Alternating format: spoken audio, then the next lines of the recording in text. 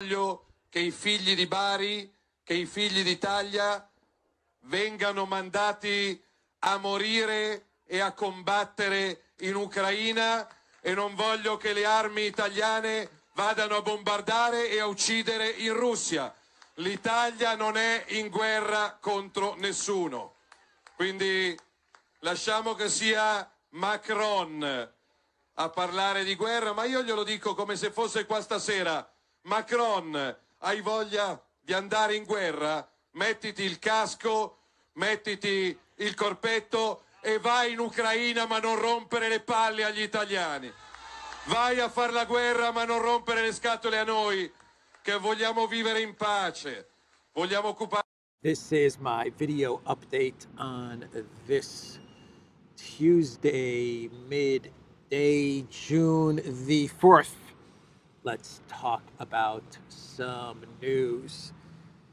And let's start things off with the Swiss Peace Summit, the PIS Summit that is going to take place in Switzerland on June 15th to June 16th. Now, there is a whole lot of panic and freak out in and around this Switzerland Peace Summit. Elensky's freaking out because no one is going to show up. At least none of the important people are going to show up.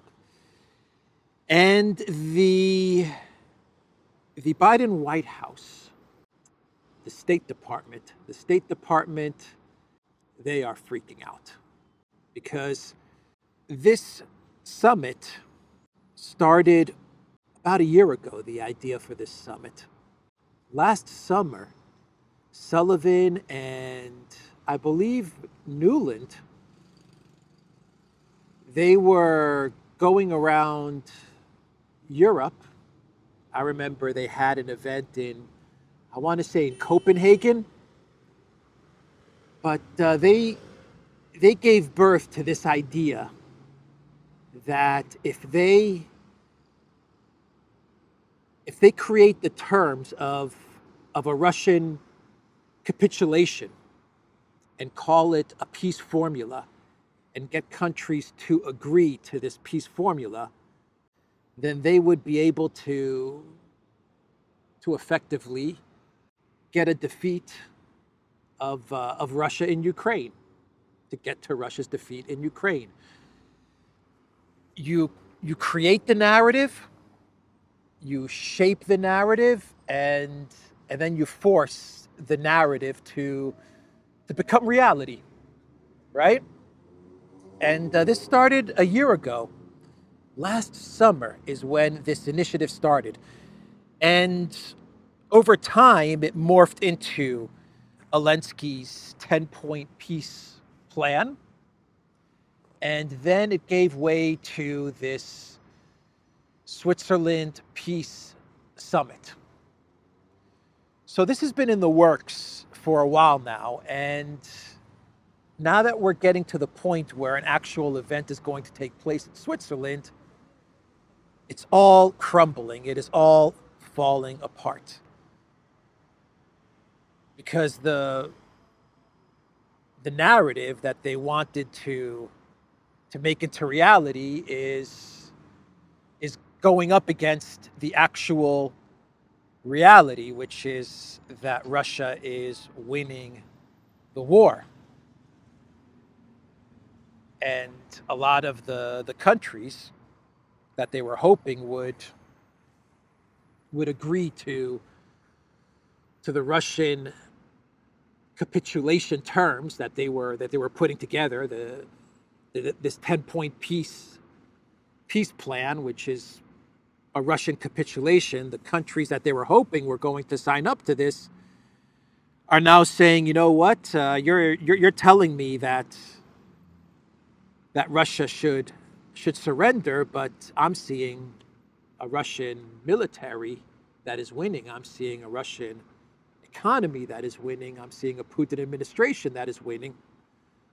So your narrative and reality don't match up.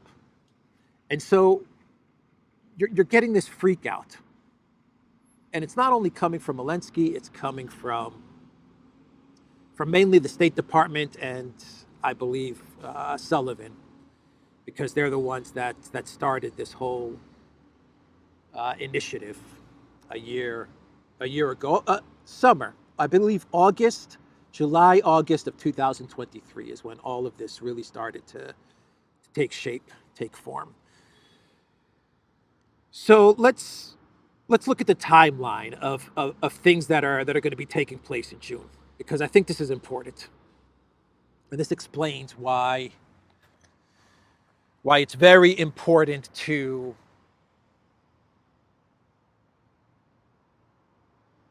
pump up the events that are going to be taking place, sponsored by the Collective West. It's very important to really pump these events up and to position these events as a Collective West victory and as Collective West hegemony and momentum, and why it's very important to make sure that the big event that is going to take place in Russia, in St. Petersburg, is ignored and looked at as a failure. So in June 5th to 8th, you have the St. Petersburg International Economic Forum that is going to be taking place in St. Petersburg, of course. And you want to make sure, if you're the Collective West and you're Blinken and Sullivan, you absolutely want to make sure that the St. Petersburg Forum is seen as a failure. You want to make sure that Collective West officials, journalists, analysts, business people do not attend, because if they attend the St. Petersburg Forum, that's going to look really bad for you to have Collective West citizens going to St. Petersburg and attending this very important forum for the Russian Federation, maybe the most important forum for the Russian Federation, definitely the most important economic forum that they hold every year. You want to make sure that people stay away from the St. Petersburg Forum. You want to make sure that the media stays away from it. You want to make sure that any media coverage of the St. Petersburg Forum is negative. And you want to make sure that you have as few Western citizens, analysts, journalists, prominent business officials as possible attend the SPIEF, St. Petersburg International Economic Forum. So that's your goal. And that event is taking place on June 5th to June 8th. Now on June 6th, you have the 80th anniversary of D-Day of Normandy, which is going to take place in France. So the St. Petersburg Forum is from 5 to 8.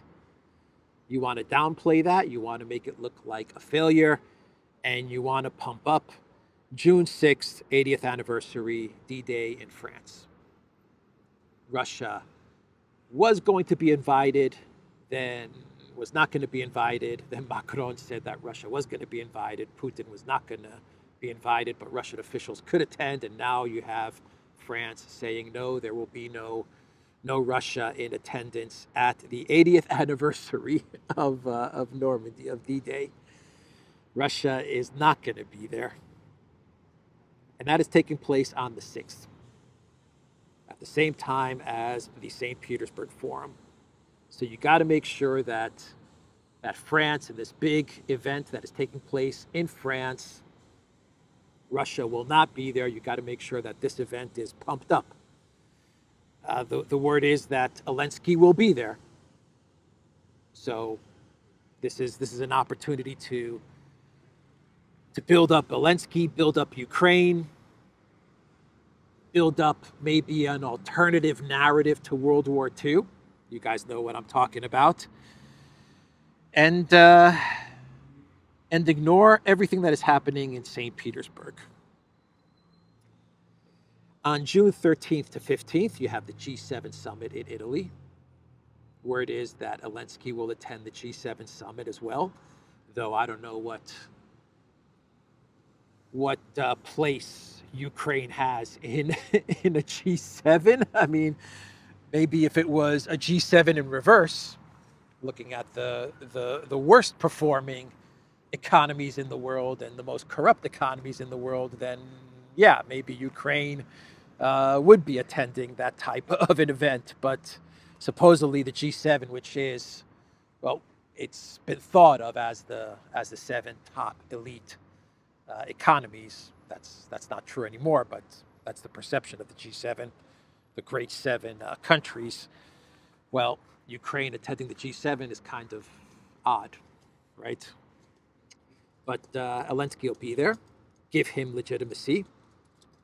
Give him legitimacy, especially now that there's a debate about his legitimacy as president of Ukraine. Put him at the G7. Surround him by the other big collective West economies and the big collective West leaders, the Bidens and the Schultz and the Macrons. The EU will be there as well.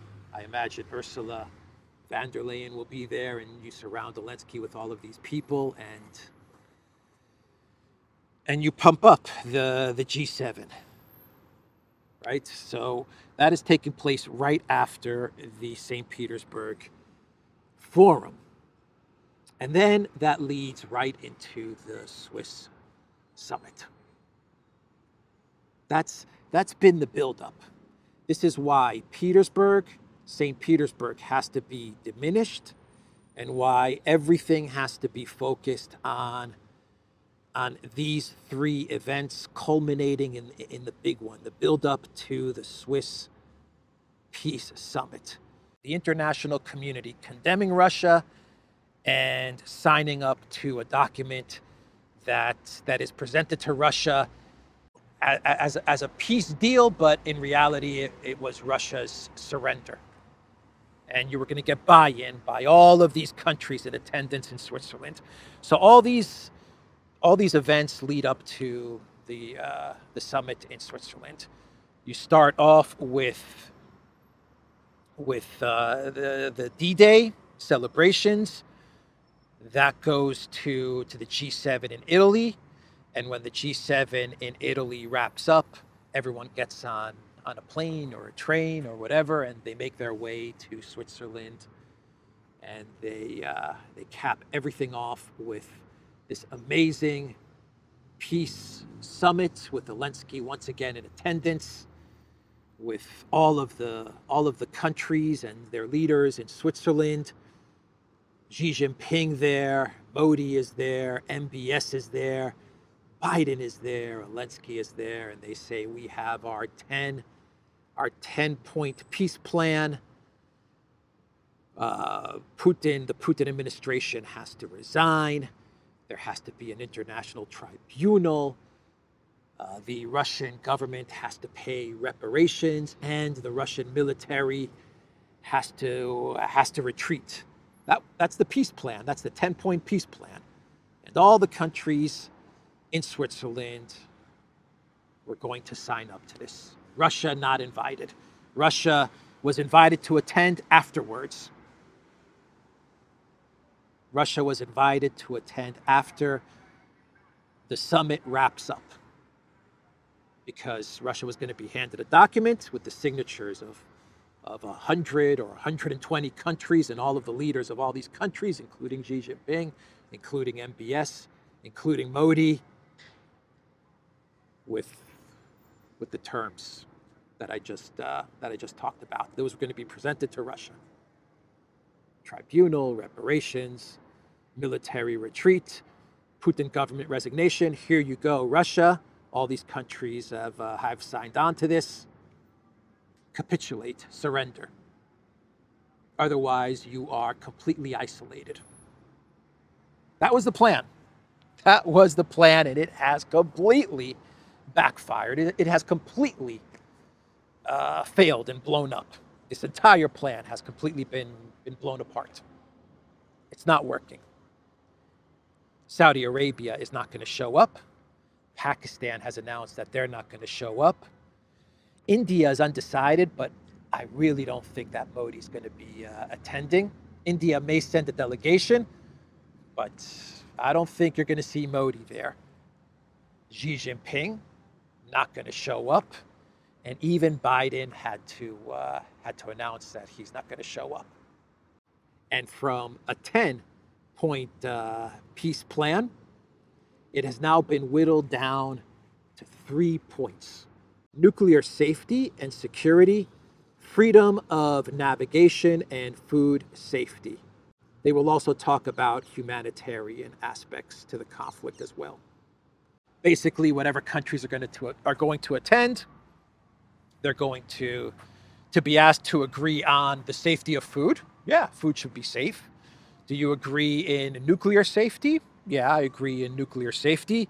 And do you agree that we should have the freedom of navigation? And the countries that do show up are going to say, yeah, I agree to freedom of navigation.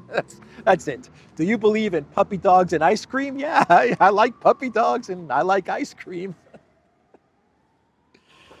Anyway, that's the peace formula. I'm saying all of this because I think this was really a big deal for the State Department and for Jake Sullivan.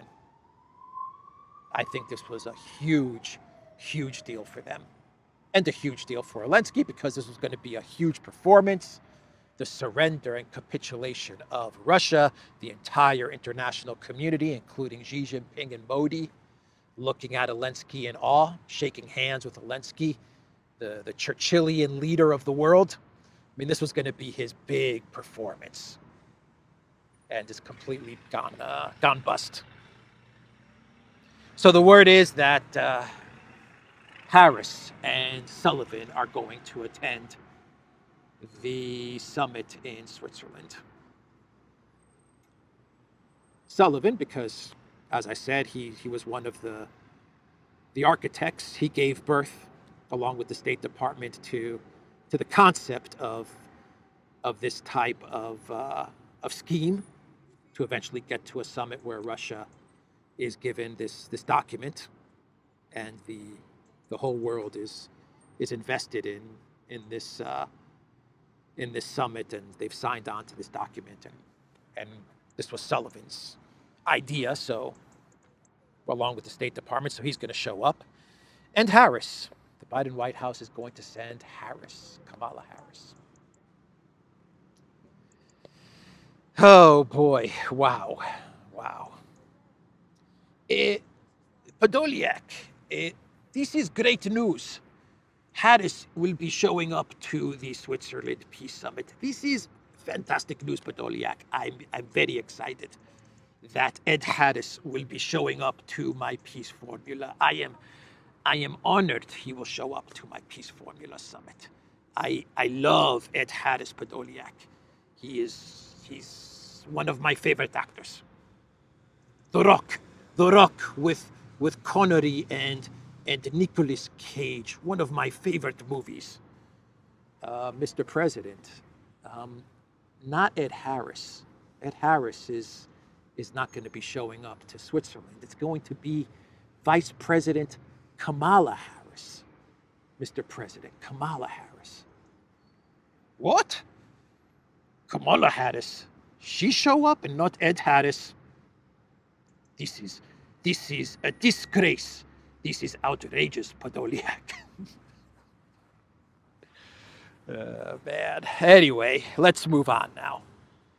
Let's move on. Even the Washington Post, they put out an article saying that Elensky's trip to Asia was a failure. That's what the Washington Post was reporting, because Elensky failed to recruit countries in Asia to go to the Switzerland event. Leaders of countries in Asia to go to the Switzerland event. Countries may send representatives. They will send representatives, lower level officials.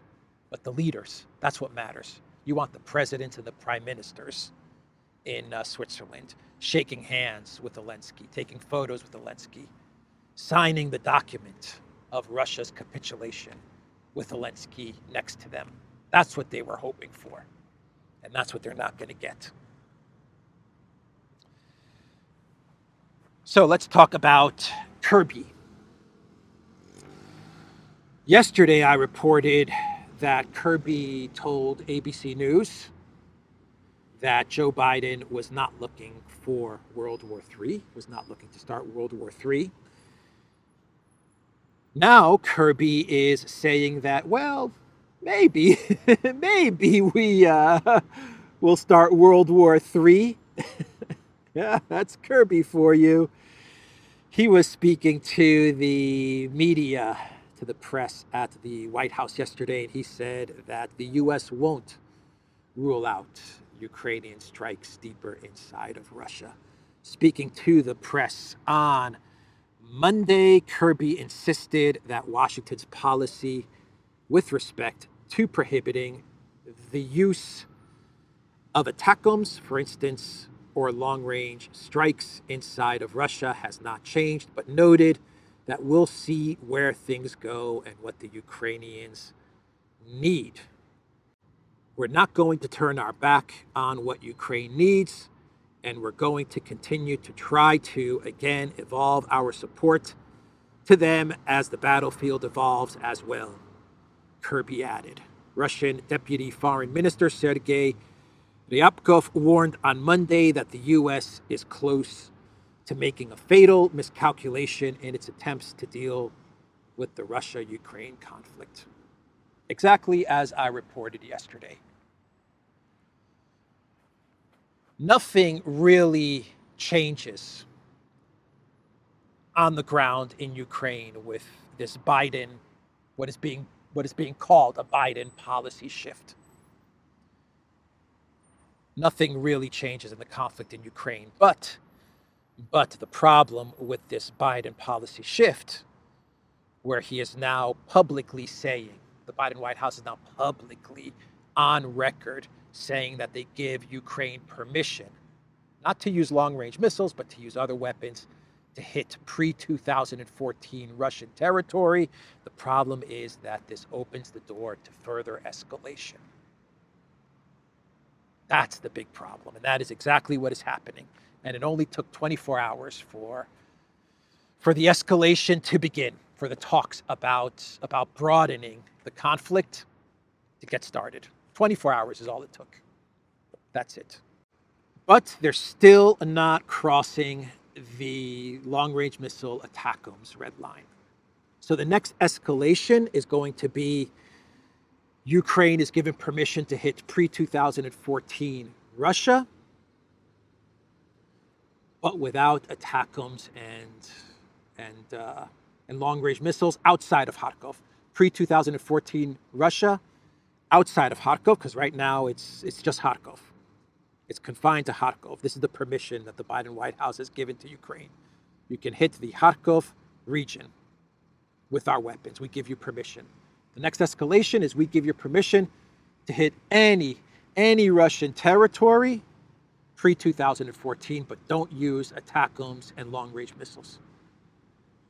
And then we're going to get to the final escalation, which will be, okay, you can use ATACMS and long-range missiles to hit pre-2014 Russian territory. Maybe before we get there, the escalation, before we get to the final escalation, we'll probably get to you can use ATACMS and long-range missiles, but just to hit the Kharkov region. We'll probably that'll probably be the one phase before, the one step before we get to you can use ATACMS to hit anywhere inside of Russian territory. That's how it'll go. That's how the escalation is lining up. So that was Kirby speaking to the press and talking about Crimea. The Economist, they put out an article with the title, "In Crimea, Ukraine is beating Russia. The peninsula is becoming a death trap for the Kremlin forces." What? What kind of delusion are they talking about? What kind of narrative are they spinning? Yeah, scalps, storm shadows, ATACMS, drones. Absolutely, they've been used to hit Crimea, targets in Crimea over the past past 2 years. Absolutely. And Russia has defended, for the most part, has defended successfully, but every now and then, the Storm Shadows or the Scalp or the drones, they get through. Let's also not forget terrorist attacks towards Crimea, like hitting the Kerch Bridge, which killed civilians.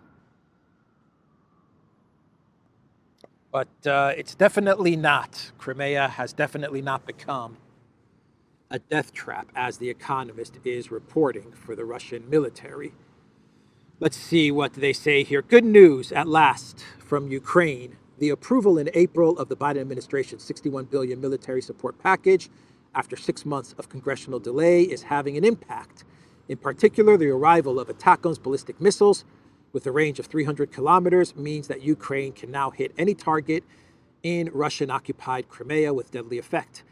In the past week, the Russian offensive in the northeast against Kharkov, Ukraine's second city, also appears to have lost momentum.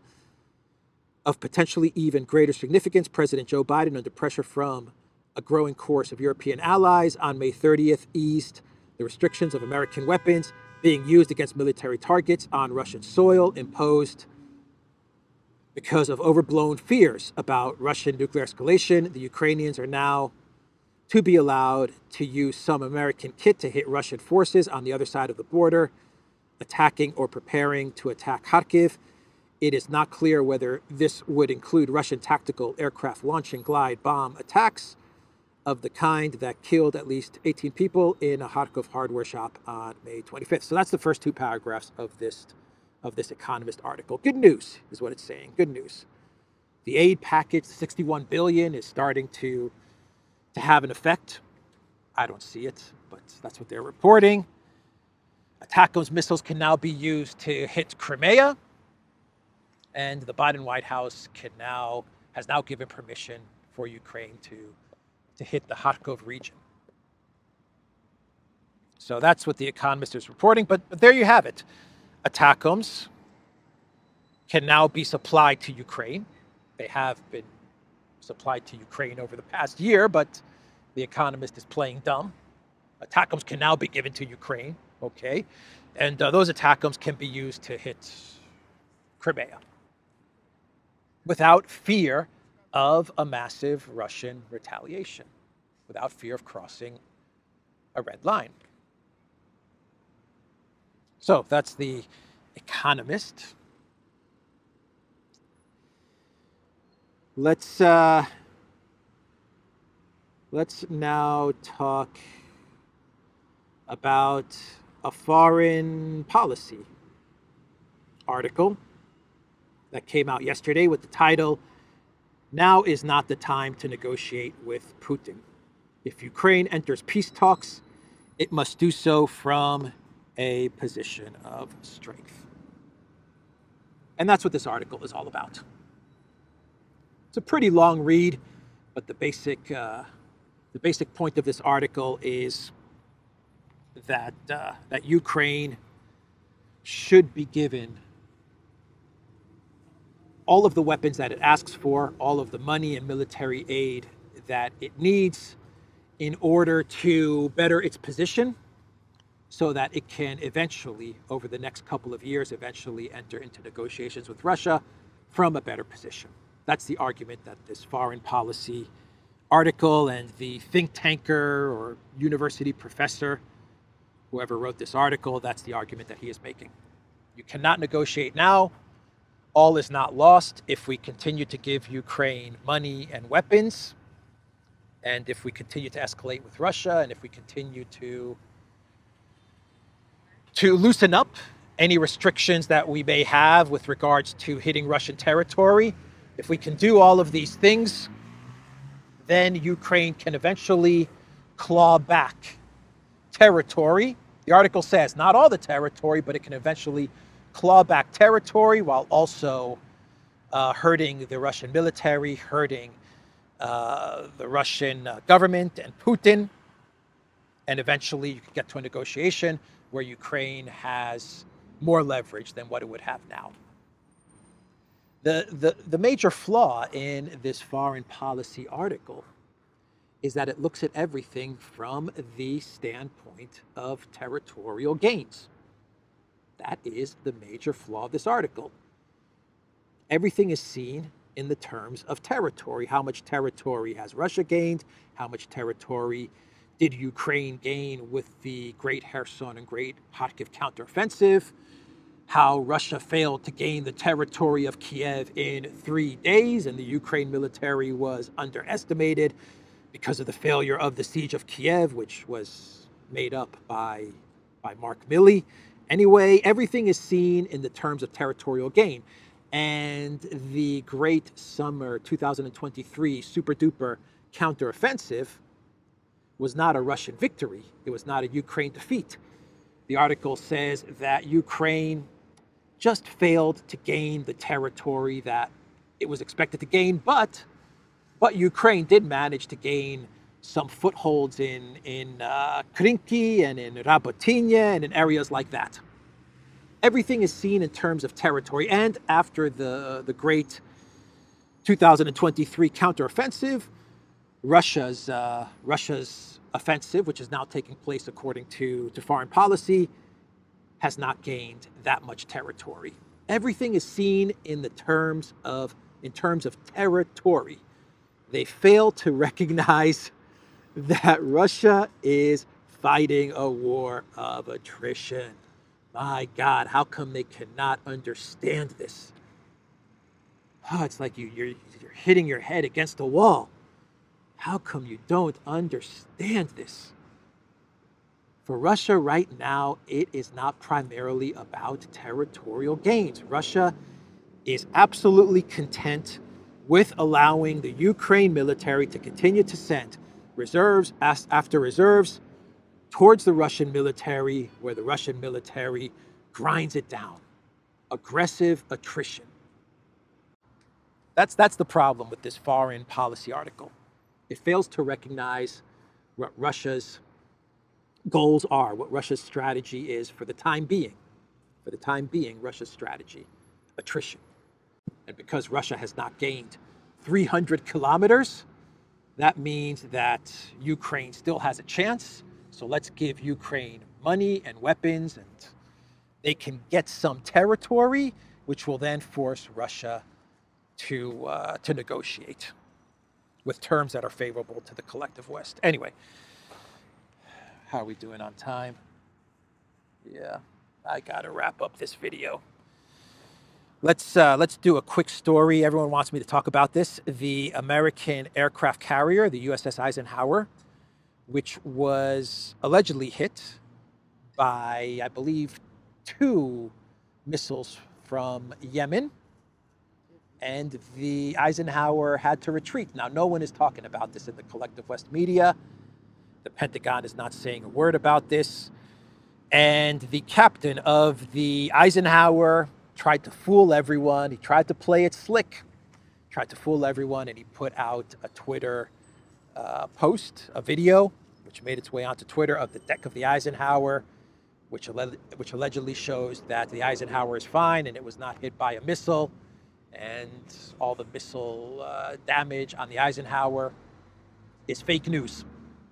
The problem is that these images that the captain put out on social media, from what I understand, are 13 weeks old, and they were initially posted on an Instagram reel, and so he just recycled these images, which kind of shows that the Eisenhower was probably hit by missiles and probably had to retreat and leave the Red Sea, which is what happened.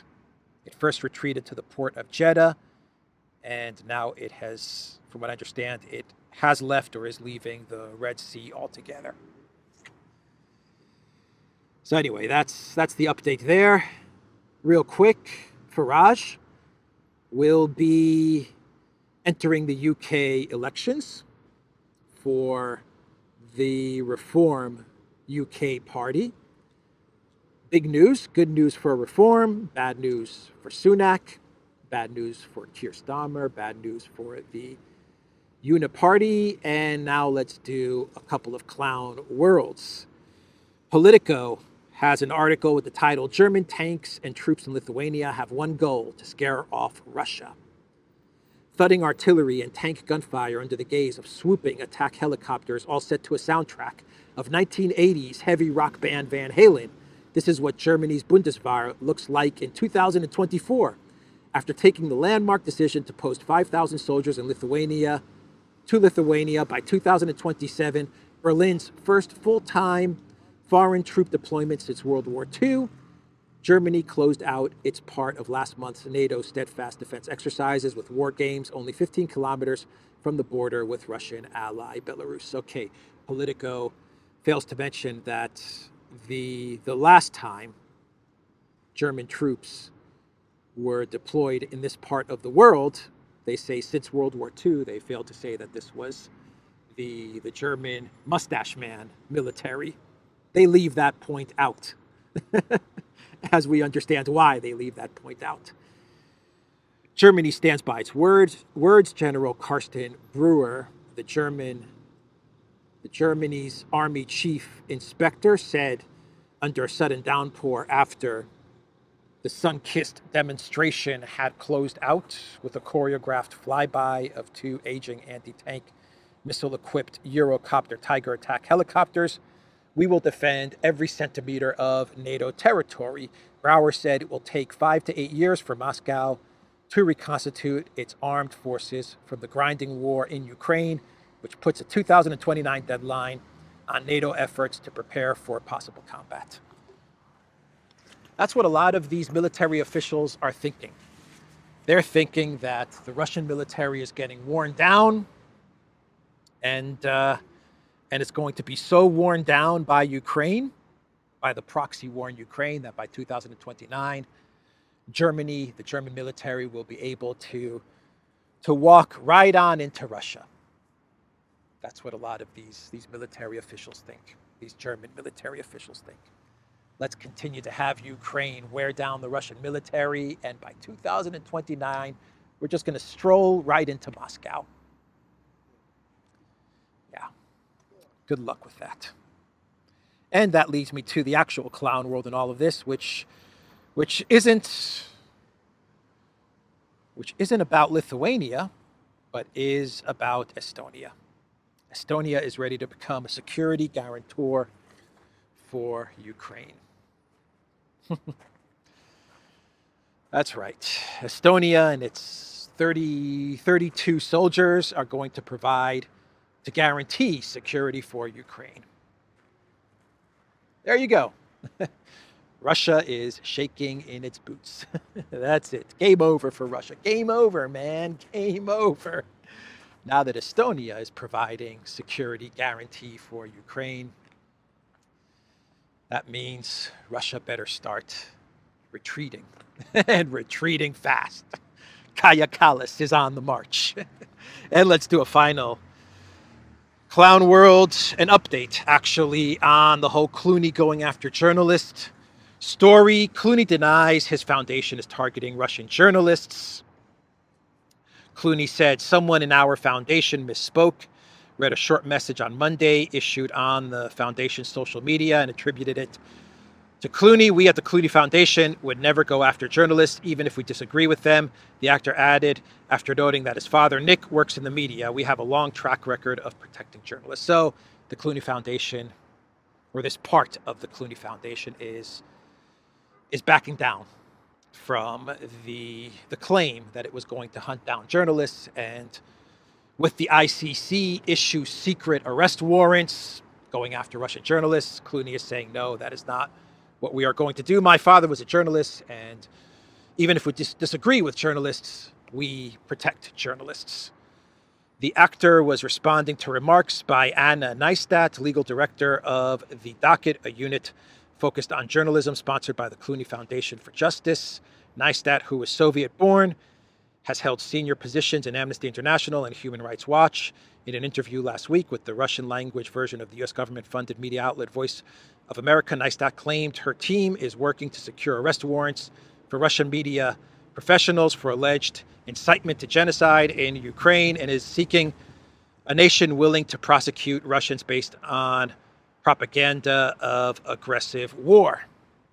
A Soviet-born director, legal counsel for this Clooney charity. She's the one that thought this all up. That's how it looks. Anyway, that's the video, everybody. TheDuran.locals.com. We are on Rumble, Odyssey, BitChute, Telegram, Rockfin, and Twitter X. And go to the Duran shop, Football 24, and get Duran football merch. Pretty cool stuff. Take care.